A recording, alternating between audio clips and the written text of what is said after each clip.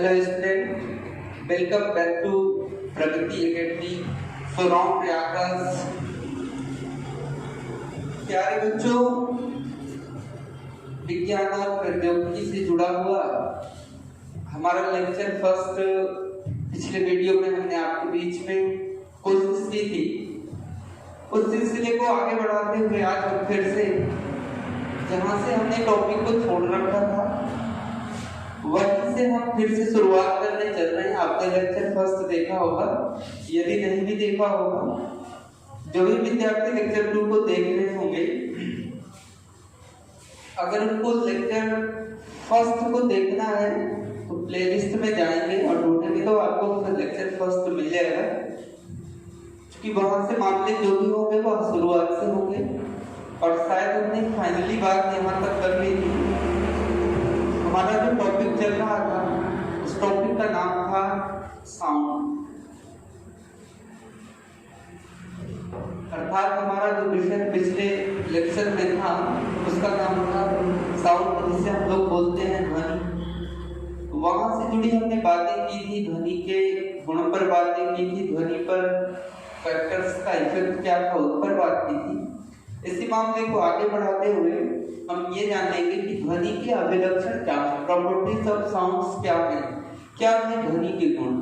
तो यहाँ पर हम छोटा सा टॉपिक डालेंगे ध्वनि के अभिलक्षण। तो ध्वनि के अभिलक्षण क्या है, उन अभिलक्षणों की जानकारी हम लोग आपके दरम्यान रखेंगे। मतलब यह हुआ कि ध्वनि कुल कितने लक्षणों से युक्त है। तो आइए सबसे पहले ये हम जानते हैं कि ध्वनि की कितने अभिलक्षण है। ध्वनि में एक बेसिक कॉन्सेप्ट अच्छा होता है, बेसिक बात याद रखना, इलेक्ट्रिसिटी कितना मेंटेन होगी पदार्थ की, उस पदार्थ में ध्वनि की मात्रा उतना ही अधिक होगी।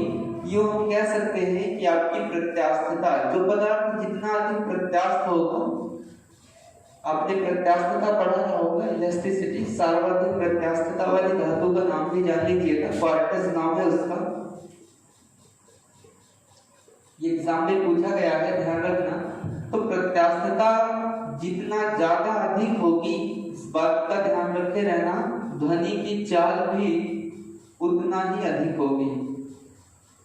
ये क्वेश्चन पूछा गया था, यदि किसी माध्यम की प्रत्यास्थता को बढ़ा दिया जाए तो ध्वनि की चाल पर क्या प्रभाव पड़ेगा। नो डाउट ध्वनि की चाल भी क्या होगी, बढ़ जाएगी।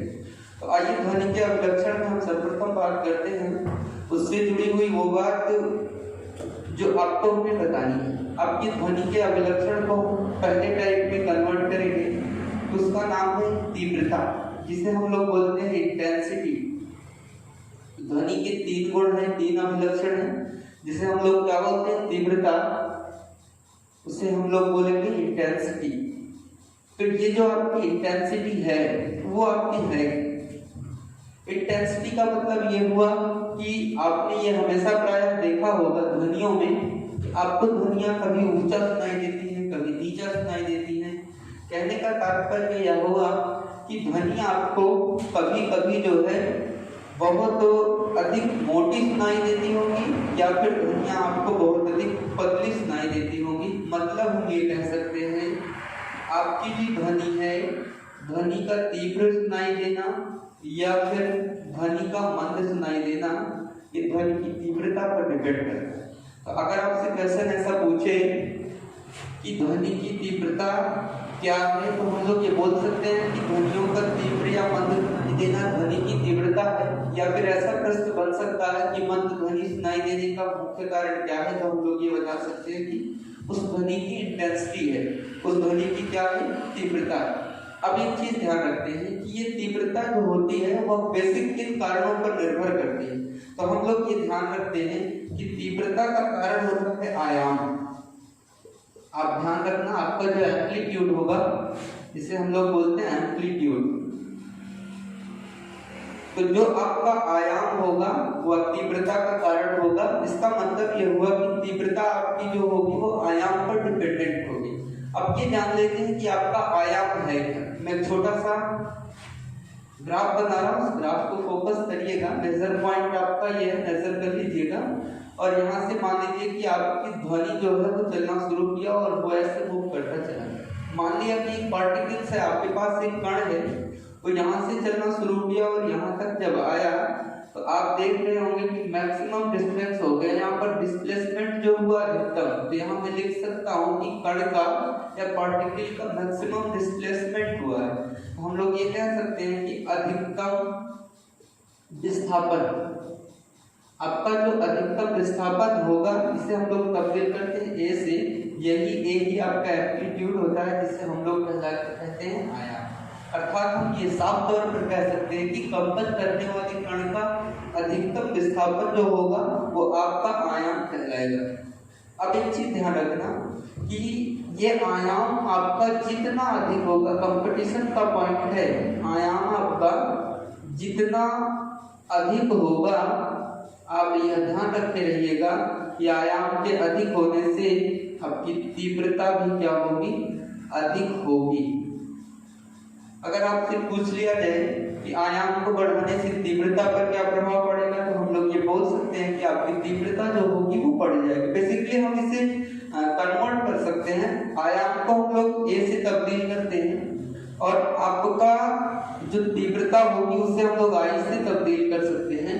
तो हम लोग ये कह सकते हैं कि आई को हम डायरेक्टली प्रोपोर्शनल ले सकते हैं ए की कंडीशन में। तो हम लोग ये बोल सकते हैं कि अगर हमारा ए फॉर एम्पलीट्यूड, एम्पलीट्यूड का मतलब आयाम, यदि आपका आयाम बढ़ेगा तो आपकी इंटेंसिटी भी क्या होगी, बढ़ेगी। इनको आप इनसे मिला दीजिए।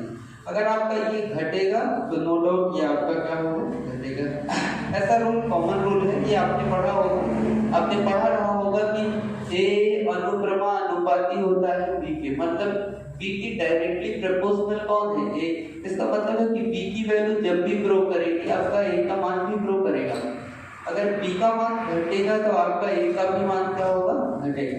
इस बेसिस से आप लोग ध्यान दीजिएगा, अगर b का मान 2 गुना होगा तो a का भी मान क्या होगा, 2 गुना होगा। इसी को बेस बना करके हमने यहाँ पर काम किया कि अगर आपका a पर एम्पलीट्यूड, एम्पलीट्यूड का मतलब आपका होगा आयाम, यदि आपका ये आयाम मूव करेगा, बढ़ेगा, तो आपकी इंटेंसिटी मतलब आपकी तीव्रता भी क्या होगी, बढ़ जाएगी। अगर आपका आयाम घटेगा तो आपकी तीव्रता भी क्या होगी, घट जाएगी। तो इस तरह से ध्वनि के अभिलक्षण में अब आपको मैं फिर से बता दूं कि आपसे एग्जाम में इस क्वेश्चन कैसे पूछे जाएंगे। जैसे आपसे पूछ सकता है कि निम्न में से ध्वनि के अभिलक्षण नहीं है, तो आपको इनके अभिलक्षणों में पहला मिला है इंटेंसिटी, जिसे हम लोग बोलते हैं तीव्रता। अब तीव्रता है क्या, ध्वनि का तीव्र या मंद सुनाई देना क्या कहलाएगा, आपकी तीव्रता। क्वेश्चन कैसे बनेंगे ये थोड़ा सा फोकस करिएगा। क्वेश्चन यूं बन सकते हैं कि किसी ध्वनि स्रोत से निकलने वाली ध्वनि का तीव्र या मंद सुनाई देना किसका कारण है, तो हम लोग बता देंगे कि तीव्रता का कारण। अच्छा, दूसरी चीज ये है कि आपसे ऐसा पूछा जा सकता है कि तीव्रता जो डिपेंड करता है वो किस पर करता है, तो हम बता देंगे बेसिकली जो तीव्रता होगी, जो इंटेंसिटी होगी, वो आपके एम्पलीट्यूड पर डिपेंडेंट होगी, मतलब आयाम पर निर्भर करती है। अच्छा, एक बात और क्लियर हो गई, अगर आपसे पूछ लिया कि किसी ध्वनि स्रोत के एम्पलीट्यूड को और बढ़ा दिया जाए या आयाम को बढ़ा दिया जाए तो आपकी तीव्रता पर क्या प्रभाव पड़ेगा, तो नो डाउट आप ये कह सकते हैं कि तीव्रता भी क्या होगी, बढ़ जाएगी। थोड़ा सा हम इरेज कर लेते हैं, यदि स्क्रीनशॉट लेना तो आप ले सकते हैं, उसके लिए कोई प्रॉब्लम्स नहीं है। सेकंड घर के लिए जल्दी से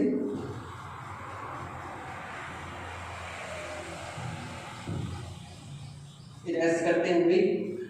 अब आइए ध्यान देते हैं कि कुछ एक छोटी सी बात यहाँ से जो एग्जाम में फिर क्वेश्चन पूछा गया है उस क्वेश्चंस की बात कर लेते हैं। क्वेश्चंस में आपको क्या कैसी चीजें तैयार करनी है, इन सब चीजों की बात करें। जैसे ध्यान रखें कि ये मान लेते हैं कि आपके ध्वनि का स्रोत यहाँ से क्या हो रहा है, ध्वनियां उत्पन्न हो रही, मीन्स ध्वनि निकल रही, ये आपका हो गया स्रोत, इसे हम लोग बोल सकते हैं ध्वनि स्रोत। अब ये जो आपका ध्वनि स्रोत है, अगर हम इस ध्वनि स्रोत से मान लेते हैं कि यहाँ पर एक व्यक्ति खड़ा है जिसका नाम है श्रोता, ये आपका स्रोत हो गया, ये आपका श्रोता हो गया। बातों को थोड़ा सा ध्यान देंगे, ये हमारा स्रोत हो गया, ये हमारा क्या हो गया, श्रोता। अब क्या होता है कि स्रोत से यदि श्रोता दूर जाएगा, दो बातों का ध्यान रखना है। मैंने कहा क्या कहा, स्रोत से यदि श्रोता दूर जाएगा तो दोनों चीजों में परिवर्तन आ जाएगा। इस बात का ध्यान रखना। आयाम और इसकी प्रबलता, कितनी चीजें हैं? दो चीजें हैं। एक इसका आयाम जिसे हम लोग बोलेंगे एम्पलीट्यूड, और एक इसकी प्रबलता जिसे हम लोग बोलेंगे इंटेंसिटी। इसके आयाम और इसकी प्रबलता दोनों ही क्या होंगी? कम हो जाएंगी। इस बात पर बेसिक ध्यान रखना है। क्यों? क्योंकि आयाम अगर कम होगा तो आपकी प्रबलता भी क्या होगी? कम होगी। तो एक मोस्ट इंपोर्टेंट क्वेश्चन आपके हम निकल करके आया, आप इसे नोट कर लीजिएगा कि यदि ध्वनि स्रोत से हमारा श्रोता दूर जाना चाहेगा तो क्या प्रभाव पड़ेगा? तो उसका आयाम और प्रबलता दोनों चीजों पर क्या प्रभाव पड़ेगा? ये दोनों ही चीजें क्या होंगी? कम हो जाएंगी। मतलब क्या हुआ कि मान लें कि आप यहाँ पर खड़े थे जहाँ पर कोई साउंड बज रहा था, कॉमनली व्यवहार की भाषा में आप उसके बिल्कुल 10 मीटर की दूरी पर थे, फिर आप ध्वनि को महसूस कर रहे थे तो शायद आपको तीव्र ध्वनि सुनाई दे रही थी। लेकिन क्या हुआ कि आप 10 मीटर से खिसक करके फिर आप पहुंच गए 100 मीटर की दूरी पर। अब आप कंपेयर करिए अकॉर्डिंग टू डिस्टेंस, दूरी के हिसाब से या दूरी के अनुसार आप कंफर्म करिएगा तो आपको यहाँ पर ध्वनि ज्यादा तीव्र सुनाई दे रही थी या फिर यहाँ पर। तो आपको ये महसूस हो जाएगा कि ध्वनि यहाँ पर अधिक तीव्र थी लेकिन यहाँ पर तीव्र कम थी। ऐसा हो क्यों रहा है? क्योंकि आपका एम्पलीट्यूड जो है वो कम हो रहा है। अब एम्पलीट्यूड कम होने के साथ साथ आपकी इंटेंसिटी भी क्या होगी? घटती हुई चली जाएगी। तो हम ये कह सकते हैं कि ध्वनि स्रोत से या स्रोत से श्रोता यदि दूर जाएगा तो उसकी प्रबलता और उसकी तीव्रता दोनों चीजें क्या होगी? घट जाएंगी। अब आइए थोड़ी सी महत्वपूर्ण बात और कर लेते हैं। आपसे पूछता है कि तीव्रता जो होती है उसकी इकाई क्या होती है? तो ध्वनि की तीव्रता की इकाई ये इंपॉर्टेंट है, एग्जाम बेसिस है, रेलवे में क्वेश्चन बना भी था कि ध्वनि की तीव्रता की इकाई क्या होगी? तीव्रता की इकाई।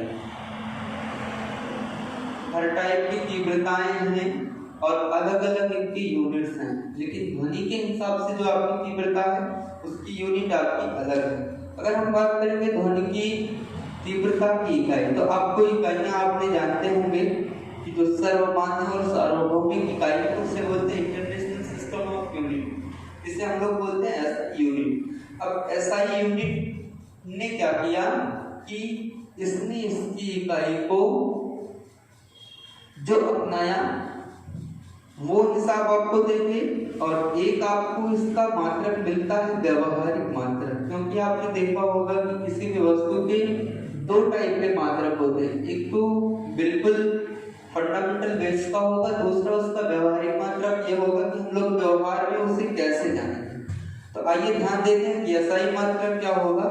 ध्वनि के तीव्रता का एसआई मात्रक होगा माइक्रो बाइट प्रति वर्ग मीटर। ये इंपॉर्टेंट है, याद रखे रहिएगा। माइक्रोबाइट पर वर्ग मीटर ध्वनि की तीव्रता की इकाई है एसआई यूनिट। लेकिन अगर हम लोग व्यवहार की बात करेंगे तो व्यवहार में इसे व्यवहारिक मात्रक के रूप में इसे हम लोग बेल कहते हैं।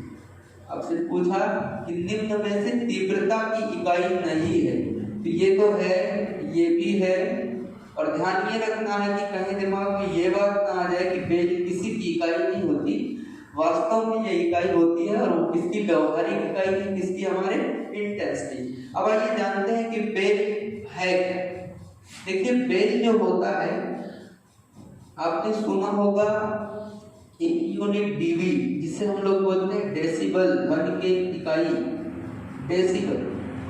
तो बेल को यदि हम डेसिबल से कंपेयर करेंगे तो बेल के 10वें भाग को, बेल में मैंने क्या किया 10 भाग दे दिया, बेल के 10वें भाग को हम लोग क्या कहते हैं? डेसिबल कहते हैं। आप ग्राफ बिल्कुल टेक कर लीजिएगा, बेल के 10वें भाग को डेसिबल कहते हैं।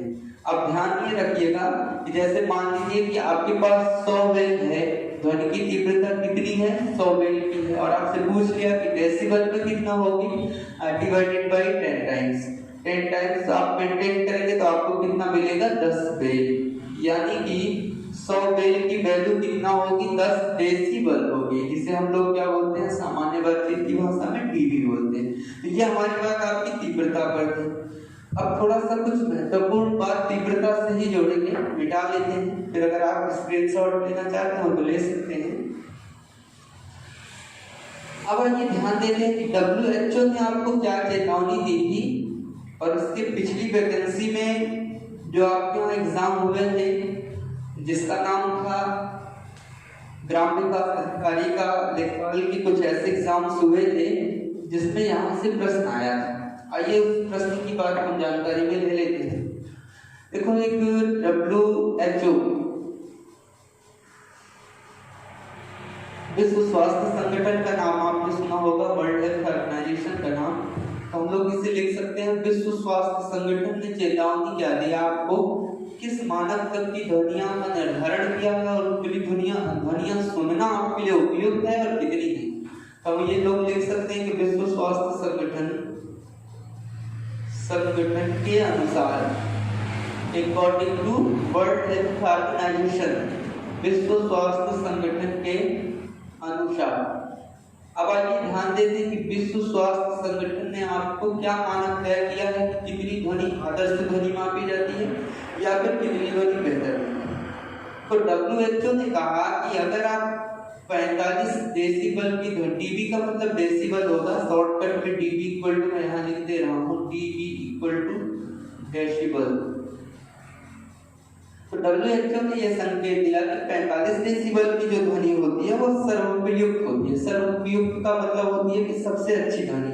अगर आपसे पूछ लिया जाए कि सबसे अच्छी ध्वनि या सब जगह या हर जगह लगभग प्रयोग में आने वाली ध्वनि की वैल्यू कितना होगी, तो हम लोग बोल सकते हैं कि 45 डेसिबल। अब देखो, 45 डेसिबल की ध्वनि का मतलब ये हुआ कि अपने आदर्श ध्वनि। अगर ऐसा भी क्वेश्चन आए कि WHO के अकॉर्डिंग आदर्श तीव्रता वाली ध्वनि कितनी है, तो हम लोग ये बोल सकते हैं कि आदर्श तीव्रता वाली ध्वनि जो होगी वो आपकी होगी 45 डेसिबल की होगी। अब आइए ध्यान देते हैं, जो आपकी ध्वनि 85 डेसिबल अगर मान लिया आपकी हो गई 85, आपसे पूछा था, ये आपके यहाँ के लेखपाल के एग्जाम का क्वेश्चन था, जो लोग पेपर दिए होंगे उनको पता चला होगा। उसने पूछा था कि खेतों में किसान के द्वारा ट्रैक्टर चलाने पर ध्वनि की इंटेंसिटी कितना होती है, तो उसी को बेस बनाया गया कि 85 डेसिबल की ध्वनि क्या कहलाती है। तो ध्यान रखना कि 85 डेसिबल की ध्वनि शोर कहलाती है। अगर आपसे पूछ लिया कि किस मानक पर शोर उत्पन्न होगा, तो हम ये कह सकते हैं कि 85 डेसिबल की जो ध्वनि होगी वो शोर को उत्पन्न कर देगी। अब ध्यान देते हैं कि अगर ध्वनि की तीव्रता 85 डेसिबल के ऊपर की हो गई तो क्या होगा, 85 डेसिबल के ऊपर की ध्वनि में होता क्या है, कानों को बहरा होने की शंका हो जाती है, मतलब कि बहरा होने की आशंका बढ़ जाती है या फिर गहरा होने की शंका बढ़ जाती है। अब ध्यान देते हैं कि 85 डेसिबल के ऊपर तो बहरा होने की शंका बढ़ जाती है, लेकिन 85 से एवं यदि वह 150 डेसिबल के ऊपर चला गया तो दो बातों का ध्यान यहाँ पर रखना है। यहाँ से व्यक्ति पागल हो सकता है, मतलब कि सुनने वाला व्यक्ति जो होगा वह पागलपन का शिकार हो सकता है। तो कुछ इस तरह के मानक जो है WHO ने निर्धारित किए हैं, वो आप लोग ध्यान दीजिएगा, नोट भी कर लीजिएगा। WHO के हिसाब से बेहतर ध्वनियां 45 डेसिबल की ध्वनि सबसे अच्छी या सर्वोपयुक्त ध्वनि है। 85 डेसिबल की ध्वनि शोर में तब्दील हो जाती है। 85 डेसिबल के ऊपर बहरा होने की आशंका हो जाती है, और 150 डेसिबल के ऊपर की जो ध्वनि होगी उससे व्यक्ति की क्या होता है कि पागलपन का शिकार होता है। तो ये छोटी सी सारणी हम बना देते हैं, किस प्रकार की ध्वनियां किस तीव्रता की होती है, लगभग ये हम लोग जानकारी में रख लेते हैं। थोड़ा सा मिटाते हैं, आप लोग स्क्रीनशॉट टाइम ले लिया करें, इसलिए हम लोग बगल में हो जाते हैं। और जो भी आपको समस्याएं होंगी निश्चित तौर पर आप कमेंट बॉक्स में जाकर के अपनी समस्या का समाधान ले सकते हैं, भेजेंगे समस्याओं को तो इधर से निराकरण मिलेगा। तो आइए छोटा सा टॉपिक हेडिंग डालते हैं, विभिन्न ध्वनि स्रोतों की तीव्रता। यहाँ पर ध्यान देते हैं, विभिन्न ध्वनि स्रोतों की तीव्रता। आइए ध्यान ये देते हैं कि विभिन्न स्रोत जो हमारे ध्वनि के हैं उनमें कितनी इंटेंसिटी है, क्या क्या इंटेंसिटी है, उस इंटेंसिटी की बात करते हैं। तो एक और हम लोग डालेंगे ध्वनि के स्रोत और दूसरी ओर हम लोग डालेंगे तीव्रता। तो यहाँ पर ध्यान रखते हैं कि स्रोत एक और डाल देते हैं और एक और हम लोग डाल देते हैं तीव्रता। देखो तीव्रताएं जो होंगी वो डीबी में होगी, जिसे हम लोग क्या बोलते हैं, डेसिबल बोलते हैं। तो तीव्रता जो आपकी होगी डेसिबल।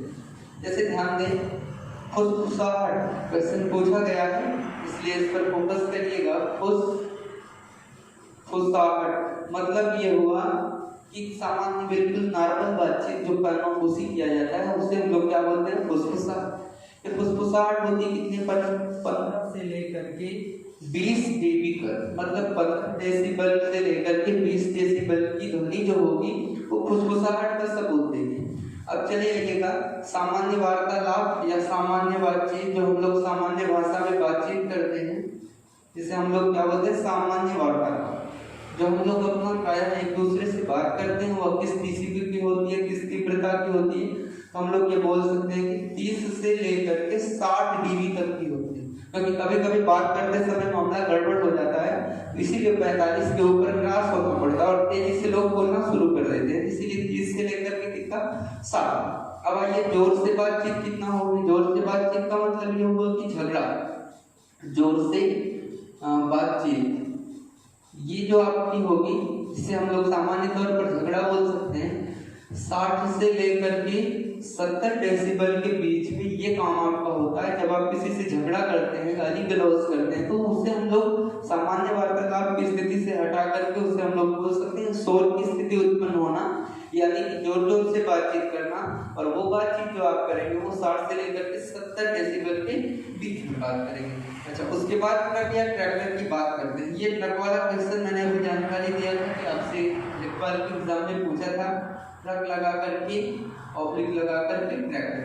अब ये ध्यान देते होंगे कि ट्रक और ट्रैक्टर जब भी मूव करते हैं, गति करते हैं, यानी कि जब वो स्टार्ट होते हैं तो वो तेजी से गति करते हैं, मतलब तेजी से ध्वनियां उत्पन्न करते हैं।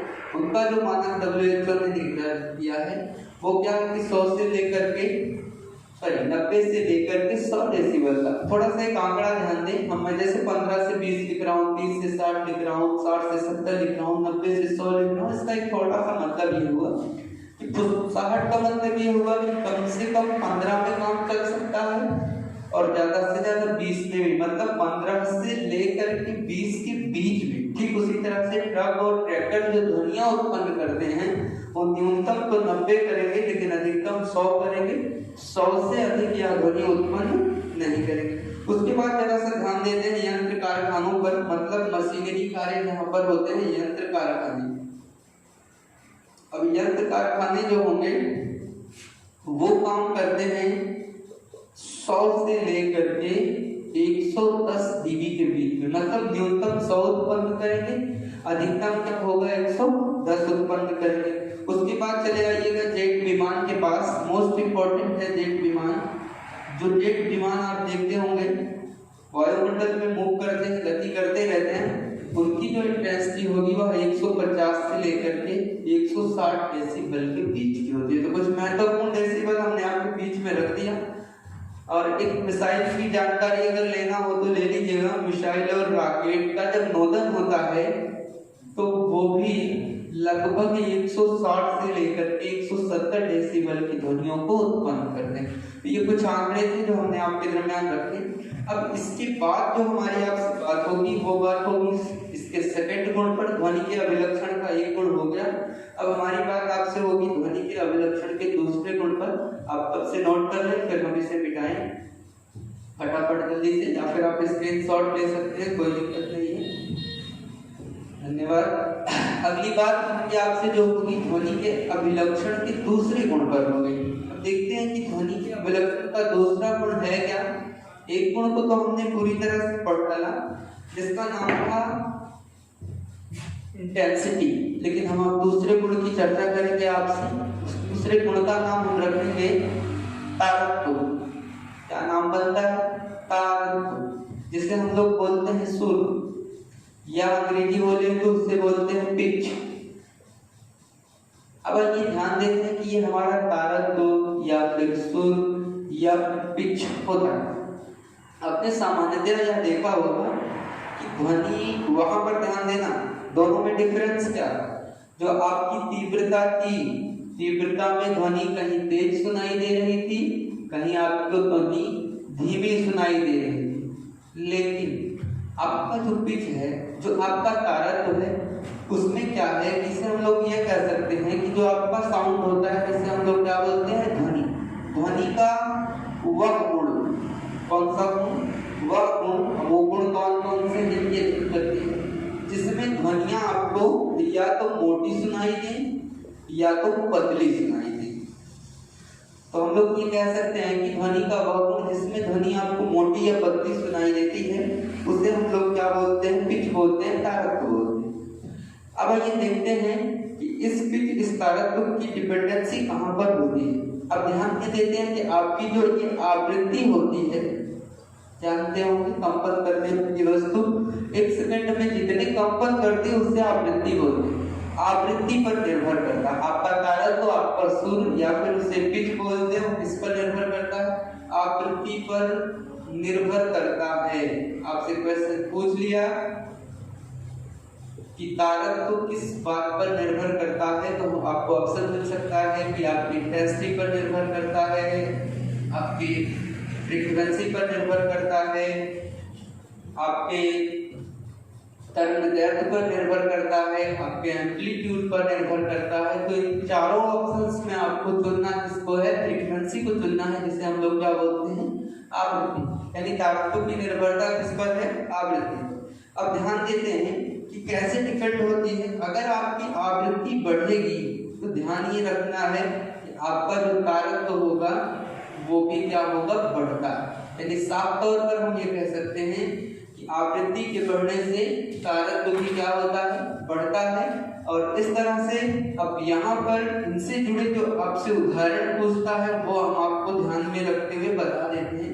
जैसे आपने देखा होगा, छोटा सा कंटेंट लेते हैं, एक लड़की होती है और एक हम यहाँ पर ले लेते हैं लड़का।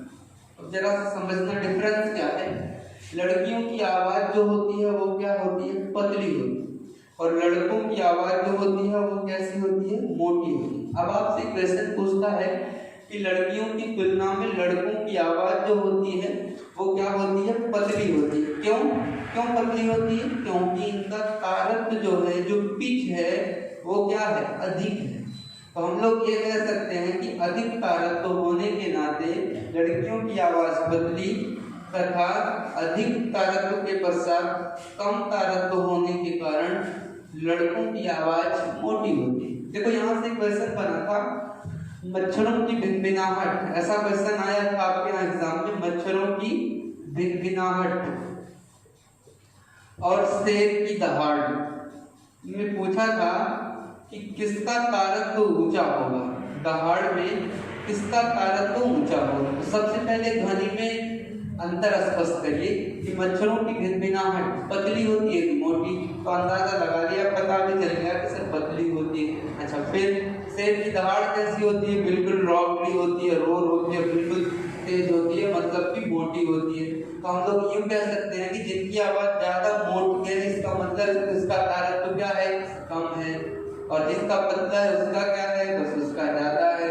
तो मच्छरों की भिनभिनाहट और शेर की दहाड़ में किसका तारत्व अधिक होगा, लोग बोल देंगे कि मच्छरों की भिनभिनाहट। अब आइए इसके ध्वनि के तीसरे गुण पर हम लोग बात कर लेते हैं। बहुत मामूली सा अंतर है, हम बस उसकी बात कर लेते हैं, जिसे तीसरा गुण बोलते हैं। ध्वनि का तीसरा गुण जिसे हम लोग बोलते हैं गुणता, अंग्रेजी बोले तो उसे बोलते हैं क्वालिटी। जो आपकी गुणता है वो ध्वनि का कैसा लक्षण है उसकी चर्चा 10 सेकंड भर में करके खत्म हो जाएगा। देखो, गुणता का मतलब ये होता है, कभी कभी आपने अपने परिचितों को बिना देखे हुए आवाज सुनकर के पहचान लिया होगा। मेरी बात आप समझ चुके होंगे। आप मान लीजिएगा कि फोन कॉल्स आती हैं, पता चला कि मौसा का फोन आया है और नंबर आपका जो है फोन पर सेव नहीं, लेकिन आपने आवाज सुनकर के पता लगा लिया कि फोन रिलेटेड है, वो हमारे किसी निजी रिश्तेदार का। तो इससे हम लोग ये कह सकते हैं कि आपका जो गुणता होता है, ध्वनि का वह लक्षण होता है जिससे हम समान आवृत्ति और समान तारत्व की तीव्रता वाली दो ध्वनियों में अंतर स्पष्ट कर सकते हैं। यूं कहें, उदाहरण के तौर पर अपने परिचितों को